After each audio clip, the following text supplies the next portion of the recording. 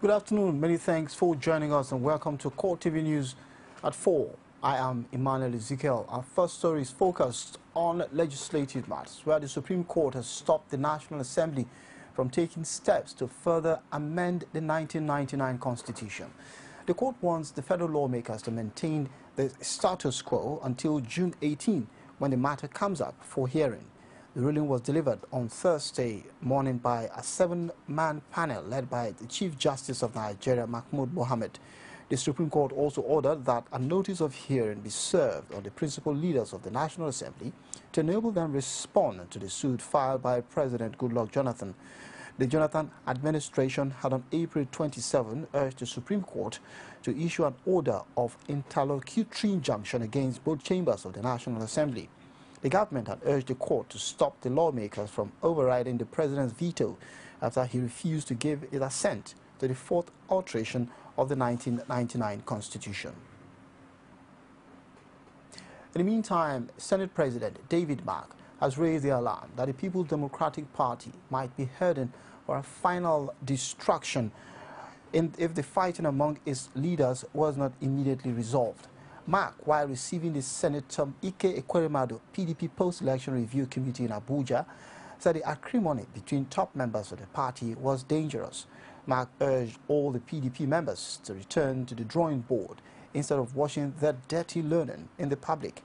The outgoing Senate President expressed confidence that Ike Ekweremadu and his team will do a good job and address the remote and immediate causes of what he could, and I quote, our misfortune and make recommendations that will enhance the future of our party, end of quote. Mark called on all stakeholders to rise above the present circumstances and work hard to rejuvenate the PDP. He said that the new status of the party as an opposition party was a challenge that all members must face with honesty, sincerity and purpose, and as well dedication to duty. Mark said democracy and Nigeria would be much better if the party played a credible opposition role. Meanwhile, President Goodluck Jonathan on Wednesday marked 5 years since he took over the mantle of leadership of the nation's power.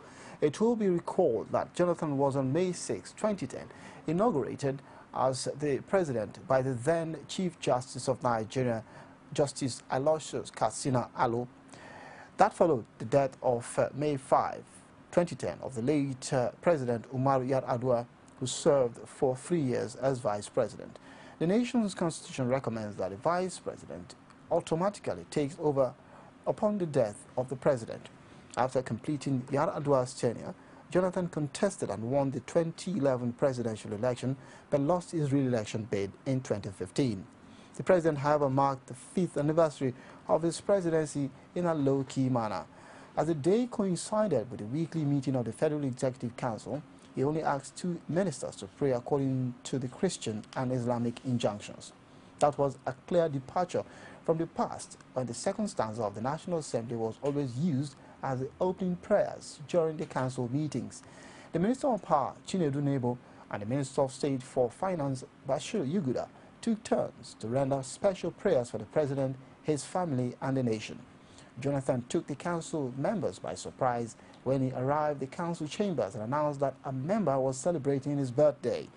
When members could not identify the celebrant, the president came to their aid, saying it was the anniversary of his presidency. They all clapped to the admiration of the president. Now, as his tenure winds down, Lagos State Governor Babatunde Fashola has apologized to residents who felt the negative impact of policies of his administration. Fashola, who stated this at an event marking his 2,900 days in office, disclosed that every policy of his government was tailored towards providing greater goods to a greater number of residents. Abiola Oluwole has more on this story. His report is presented from our studios.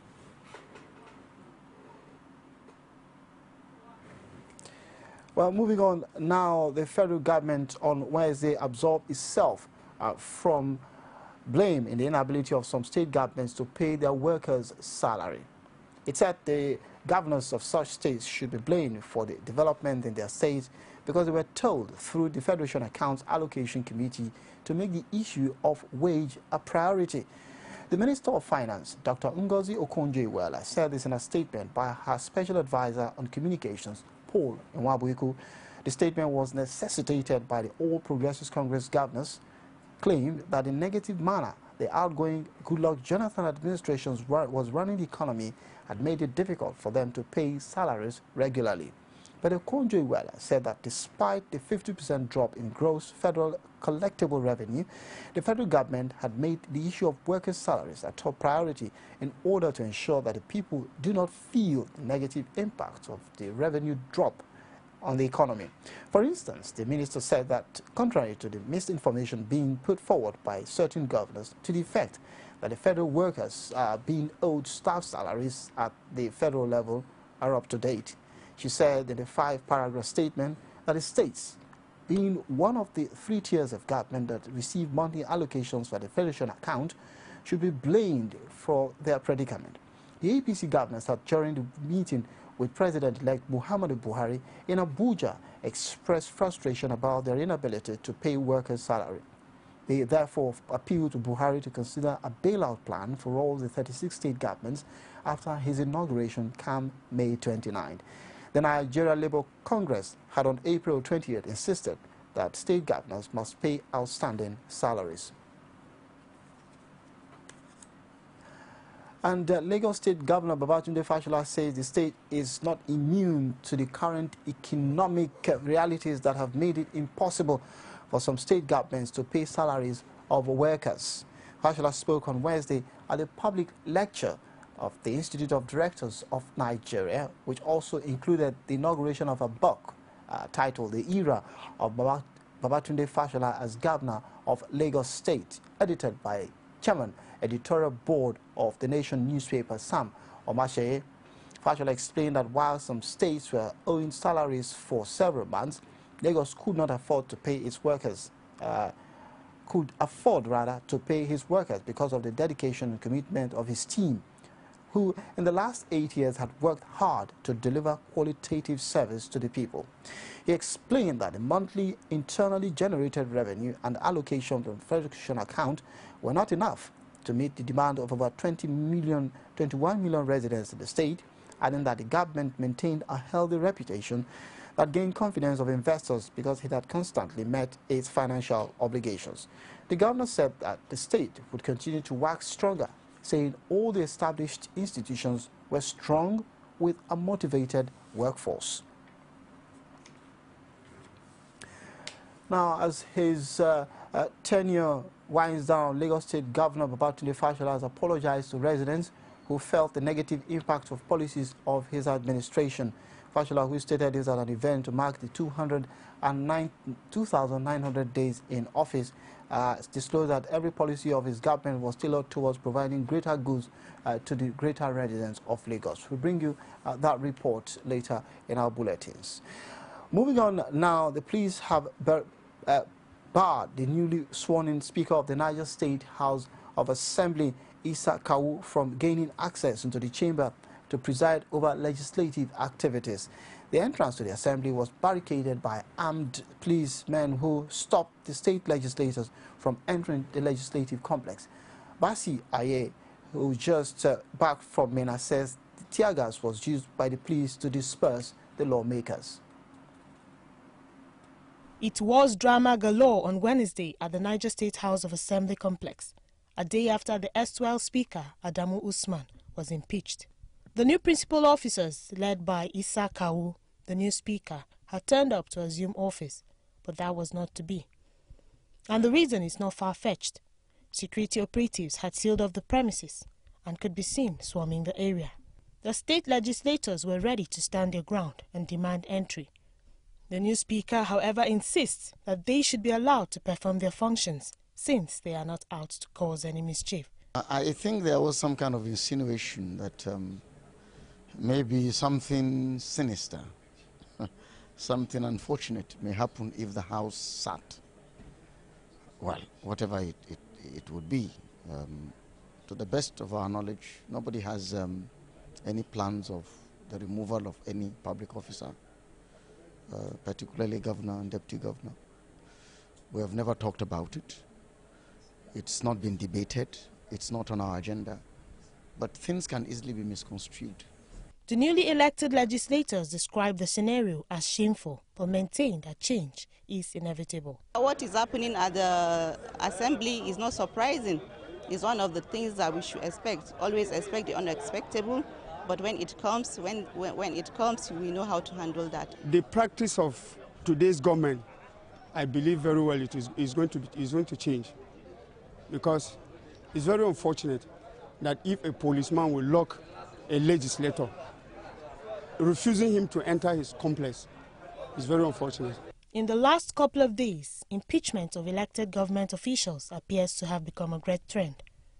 But while those involved are convinced that the actions are right, public commentators remain skeptical, especially coming at the tail end of their tenure.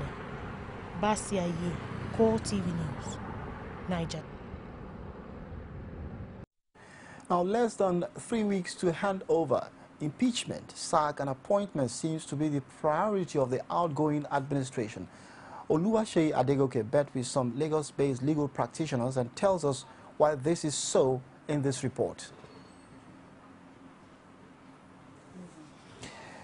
We'll bring you that report later on. Moving on now, newly elected legislative members will assume the 7th Assembly of Edo State House of Assembly come May 29, 2015, and have been presented with their certificates of return. The state resident electoral commissioner Mike Igini, who presented the certificates at the commission's office in Benin, commended Edo people for the successful conduct of the 2015 general elections. He said democracy is not a final product that you graft into a society, but a dynamic process that must be nurtured and enriched with growth and evolution of society. Our Edo State correspondent filed in this report. At the presentation ceremony held at the Commission's premises, only 23 members representing the various constituencies received their certificates, while one elected member representing Ego was absent with no reason given. The area was security tight and only 2 people were allowed to accompany those who were to receive their certificates. Please come forward. Desmond Wiggins. Victor Edero, a 2-time member, and Henry Okwarobo, in an interview, said with the caliber of people that will form the 7th Assembly, they will ensure a stable legislative period, and they promise to advance the cause of Edo people. The 24 of us are here, and we are promising Edo State a very stable legislative period. The effective representation that we said during the campaign, which we promised you, is our core cardinal program, and we will not deviate from it. Some of the newly elected members were seen taking photographs with their friends, family members, and colleagues.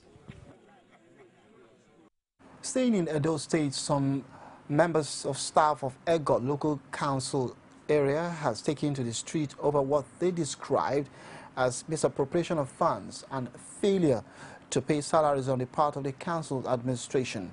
Again, our Edo State correspondent files in this report. Over 30 of the about 700 staff under the employ of the Ego Local Government Council in Edo State have protested to the Edo NUJ peacefully to demand help from the union to assist them in ensuring that the council chairman delivers on the council's obligations to workers. They also called on the state governor, Adams Oshiomhole, to help rescue them from the ineptitude of the local government administration.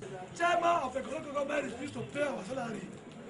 Every month as the election comes, but they will tell us the election that comes is always small. But they will take their secret votes. They will take care of their family. For 5 months now, we have not received salary. That's why we cried to the Nigerian Union of Journalists to help us to beg the local government chairman to pay our salary all before Friday. A spokesperson for the group, Fatai Giwa Osagi, says the workers will be left with no other option but to go on strike if there is no payment by Monday, 11th May. We have given them 5 days ultimatum. After Friday, no alert of our 5 months salary. On Monday, we'll do work and no work. We'll build the council, no work. We are going to shut down the system of the council. We are going to lock the gates. No coming in, no going out. We'll live in the gate mat there. The council chairman could, however, not be reached for his own side of the story. If you've just tuned in, this is CoreTV News at 4. We'll go for a quick break. When we return, Governor-elect of Kaduna State raises the alarm over people using his name to defraud members of the public, as well as special security for judges. These and more will bring to you after this break. Stay with us. Every day, every hour, and every minute, news break in Nigeria. Things happen so fast, it's most times difficult to track and comprehend them. But that's what we do right here on DJ 360. 2015, would you want to come back again? It's like asking Jesus Christ if he knew he was going to die, will you want to come back as the savior of the world? We do not just help you track the stories, we break them down, explore all the angles, analyze the issues so that you can fully comprehend the stories and use them to make the right decisions.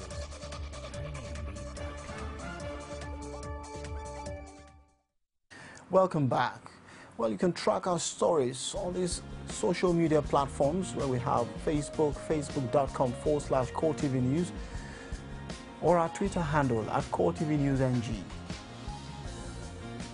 as well as YouTube, youtube.com/CoreTV. Leave a space and the news. The All Progressives Congress Governor-elect in Kaduna State, Nasir El-Rufai, has raised the alarm that some fraudsters had to use his name to defraud unsuspecting members of the public across the state and even beyond. Specifically, spokesman for the governor-elect, Samuel Aruwan, said the imposter created an email address in El-Rufai's name and criminally demanded money from the public. According to the governor-elect's media raid, the fraudster had sent several messages to people asking them to remit the sum of 150,000 naira to a Main Street bank account. He urged the public to be wary of such dubious action by fraudulent elements, warning that his principal never directed anybody to collect money on his behalf. Though he said the case has been reported to the Homa and the relevant security agencies, Aruwan cautioned the public to take the necessary precautions in order not to fall into the trap of the fraudsters. Now, the police authorities have put in place a special security arrangement for judges and courts through the Judges Protection Unit. This follows a directive from Acting Inspector General Police Solomon Arashi to all command police commissioners across the country. Police spokesman Emmanuel Ojukwu said in a statement that Inspector General has ordered the commissioners to immediately set up the unit within their areas of responsibilities. This, he added, is an bid to ensure that the judiciary has adequate security to carry out its duties. IG Arashi also directed police commissioners to assign assistant commissioners of police in charge of training and development to ensure proper training and orientation for personnel constituting the unit. The Inspector General has meanwhile ordered a reduction in the number of police aides to attach civil commissioners nationwide. In the meantime, former Commonwealth Secretary General Emeka Anyoko is concerned about the expectations of Nigerians from the incoming government. He expressed his concern to journalists shortly after a courtesy call on President-elect Muhammadu Buhari in Abuja. In the same vein, Pastor Tunde Bakare made a similar comment that, like the former Commonwealth Secretary General, he is convinced that the Buhari government will be a success. Charles Samuel has. The former Commonwealth Secretary General is here visiting President-elect Buhari, one day after he held a farewell meeting with the outgoing president. And stepping out of the closed session with the incoming president, Anyako spoke about the great expectations of Nigerians from the incoming government. I believe that the high expectations are based first on the promises he made during the campaigns to the people, but more importantly on the general perception of his character. He is perceived as a man with a very strong sense of discipline, a man who is truly averse to corruption, a man whose lifestyle has been frugal, not ostentatious. The former Commonwealth Secretary General also expressed confidence in the ability of the president-elect. He is convinced that Nigeria's challenges will be surmounted if Buhari's personal qualities are brought to bear on governance. a man with a very strong commitment to the welfare of the masses. I believe that his administration, if his administration reflects these qualities, that the country's challenges and problems will be effectively tackled. Another high-profile visitor at the Defense House was the man who ran on the same presidential ticket with the retired general in 2011. Tunde Bakare wants Nigerians to give the president-elect some time to stabilize before expecting results. Rome was not built in a day, but it could be destroyed in split seconds. And so if there had been a mess in the country for a long time, and you now have opportunity to correct it block by block, layer by layer, it would take time to build.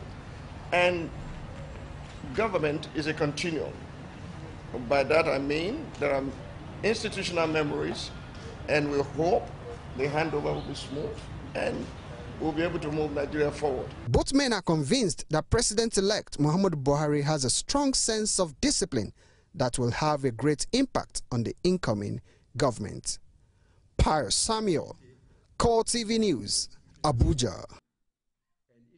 Our next story is focused on the reported deportation of some Nigerians, where the National Emergency Management Agency has said that it had received over 3,000 Nigerians deported from Niger. The agency also disclosed that it will still take custody of over 6,000 Nigerians deported from Niger. This was disclosed by the agency's Director of Research and Rescue, Air Commodore Charles Otegbade. He said that they were not ruling out the fact that the figure might grow beyond 6,000.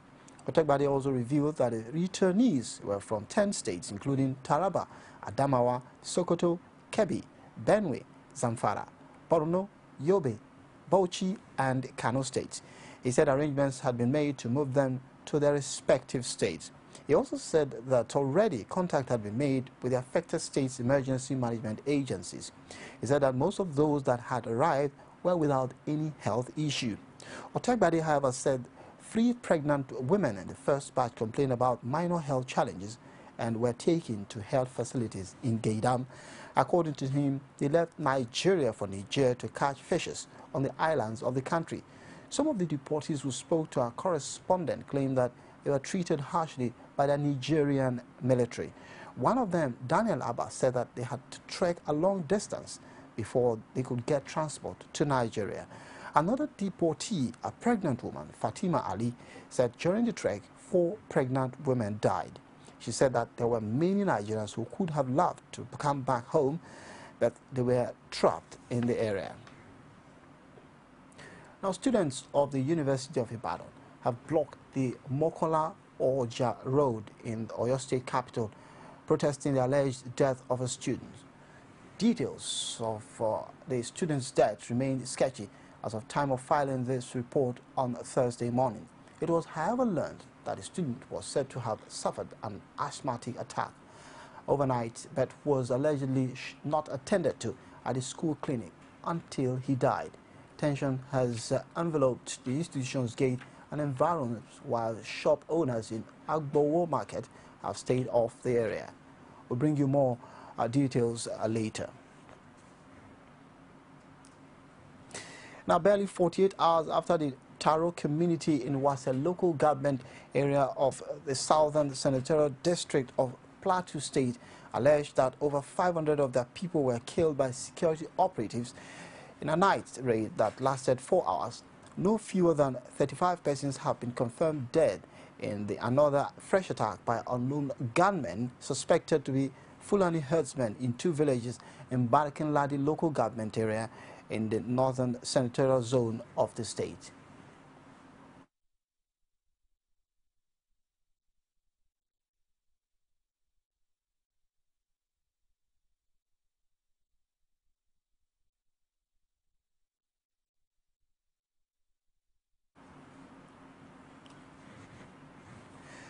Now,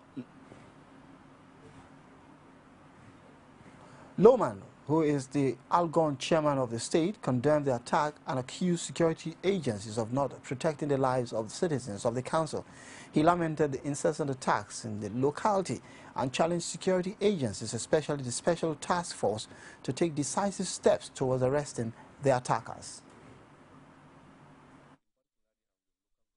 Federal government did not take steps, and security agencies did not rise up to the challenge to curtail this ugly situation. When contacted, the police public relations officer of the state, DSP Emmanuel Abu, said there was an attack in the aforementioned areas but couldn't give the casualty level. Staying in Plateau State, Governor Jonah Jang has denied any involvement in the killings of citizens during clashes between militia groups and the military. Scores of people died amid reports that Jang had deployed the military. The governor said it is a height of irresponsibility for anyone to envisage that for political reasons a governor will connive with soldiers to kill his subjects. His executive assistant on media, Clinton Garuba, said. He said it was widely known that neither the men of the task force, STF, for the police take orders from him. They are both controlled from Abuja by the defense headquarters and the force headquarters, respectively. To insinuate that the Plateau State government has a hand in the matter is only a ploy to taint the image of the governor and the state government, the governor's spokesman said. Meanwhile, Garuba disclosed that the State Emergency Management Agency, SEMA, had been mandated to bring relief to the affected communities where over 500 people were reported massacred. The Special Task Force keeping the peace in Plateau said it had recovered 2 bodies out of the 3 missing soldiers at Kurumi, a border village between Taraba and Plateau State. FCF spokesman Iweha Ikedichi said this to pressmen in an interview in Wase local government area where 500 people were alleged to have been killed by the Nigerian army. It was reported that on April 28, a militia group allegedly killed 6 soldiers at Kurumi village and 3 others went missing. The continuous attacks by suspected militia group worsened as 9 soldiers were involved, which prompted the STF, in collaboration with Free Armored Division, to locate and engage the group in a battle on Saturday.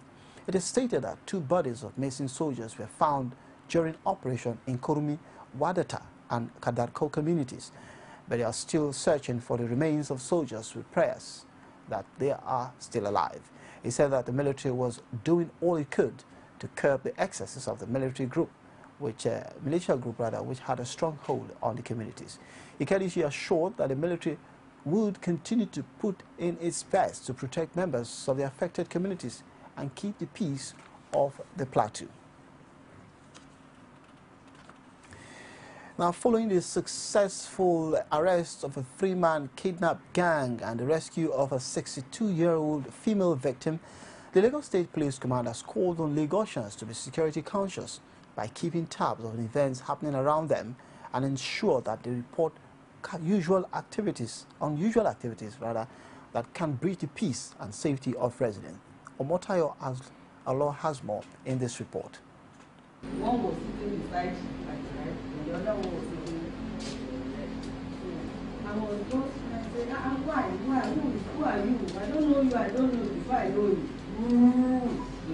Thankful to be alive to share a story, 62-year-old Kudirat Adeboye, who identified herself as a businesswoman, disclosed to the stoned audience that she was kidnapped by unknown armed men along Elekwe Expressway while preparing to purchase food items and was held hostage by the gang for about 6 days before her rescue. The gang, whose leader by the name Niyo Moshola lost his life while fleeing arrest, struck on 16th April, demanding a 50 million naira ransom from the victim's family, who negotiated to pay 3 million before the discovery of their hideouts by the police. All the members of the gang, who are in their 20s, confessed to several kidnappings within Aja, Elemoro, Akodo and Ekpe in Lagos, and also Ijebu-Ode in Ogun State, adding that poverty drove them to criminality. They will always put me in the bush to stay that I don't have the confidence of doing it, but they will just put me in the bush and now bring the victim to the bush just for us to look after it. The guy that introduced me to it, the people that he works with before, I took those ones do with information, but with his own, he knows nobody, but he just tried to confuse, check someone. If this one is person he can attract, so that's only what he looks. The police public relations officer Ken Nwosu says the command is working around the clock to arrest all the fleeing members of the gang. We see collaboration from all relevant stakeholders, the private sector, the government, the people, and all of us. It's a collective thing. The state police spokesman, however, assured residents that the force is working to ensure that kidnapping becomes a thing of the past. Omotayiwalo, CoreTV News, Lagos. Welcome back. If you've just joined us, this is CoreTV News at 4. We'll go for another break. When we come back, we'll bring you sports and news outside Nigeria. Stay with us. Women share the most amazing thoughts on national issues, and they do it passionately. For most men that are educated, that are exposed, will see nothing to it. The population and the level of poverty made me cry. No infrastructural development whatsoever. And you tell me Lagos is working? That was an accident. And it was a one-off thing. Other than that, there has never been any situation in Nigeria where a Nigerian attacked anybody just because of where they came from. Sharing the adorable word of women in politics every week, only on CoreTV News. You can now watch CoreTV News live from anywhere in the world on our website, www.coretvnews.com. Click on Live TV on our website and watch us live. And welcome to CoreTV Primetime Days. To follow us on Twitter, click on Twitter icon on our website. And Facebook, click on the Facebook and YouTube to see all our previous news production. You can also watch us live on YouTube. Click CoreTV, leave a space, then news. CoreTV News, a 24-hour news station. Welcome back. Now we go straight to sport news, where Tottenham Hotspur striker Emmanuel Adebayor has publicly laid bare some of the personal issues that have disrupted his career. The 31-year-old Togo international was granted personal leave by his club last December and has struggled this season. On Tuesday, he posted a lengthy message on his Facebook page, giving an insight into the cause of what he described in March as his dark moments. In the post, Adebayor revealed the financial burden of supporting his family as well as ongoing conflicts. However, he urged his readers to keep in mind that none of this is about money, and said that main purpose is not to expose his family members. Adebayor's complicated family life led to Spurs giving him a time off. After returning to London, he almost left the club on transfer deadline day in January to join West Ham. His open message on social media appears to be an attempt to answer some of the questions about why he was allowed to return home to Togo. And now to the long-awaited Under-20 World Cup, where Brazil coach Alexandre Galo believes that the Flying Eagles will be a tough opponent against his team's opening match at the FIFA Under-20 World Cup in New Zealand. The five-time champions will play Nigeria on June the 1st at the Stadium Taranaki New Plymouth in a match that may go a long way in determining the fate of the two teams in Group E. In 4 of his last meetings with Nigeria, Brazil has won 3 and drawn 1, scoring 9 goals and conceded a goal. However, Gallo does not believe in statistics and has warned his team to be wary of the current Under-20 African champions. He said that the Nigerian team is a strong side and technically good with good players. Meanwhile, Musa Mohammed has revealed that the team is not scared of facing Brazil in its opening match of the FIFA Under-20 World Cup. Musa, who captained the team to lift the Africa Youth Championship in Senegal, believed that Nigeria will play Brazil without fear. Furthermore, the Nigeria Football Federation has confirmed that Flying Eagles will play under 23 teams of Hoffenheim, Nuremberg and Freiburg this month in Germany. Flying Eagles will first play Hoffenheim under 23 May 12th, Nuremberg on the 23 May 15 at the Sudvest Park.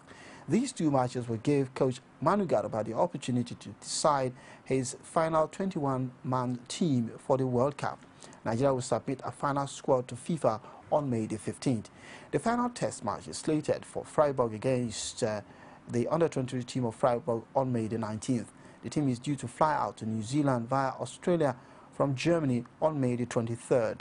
Flying Eagles will begin its campaign on June the 1st against the talented Brazilian side. Away from sports now to elections, where millions of people have begun casting their votes in the United Kingdom's general election. Polls opened on around 50,000 polling stations across the UK, which will remain open until 22 hours. On a total of 650 Westminster MPs will be elected, with about 50 million people registered to vote. As well as the general election, there are more than 9,000 council seats being contested across the 279 English local authorities. Mayors will also be elected in Bedford, Copeland, Leicester, Mansfield, Middlesbrough and Tobay. For the first time, people have been able to register to vote online. Most polling stations are in schools, community centres and parish halls, but pubs, a laundrette and a school bus will also be used.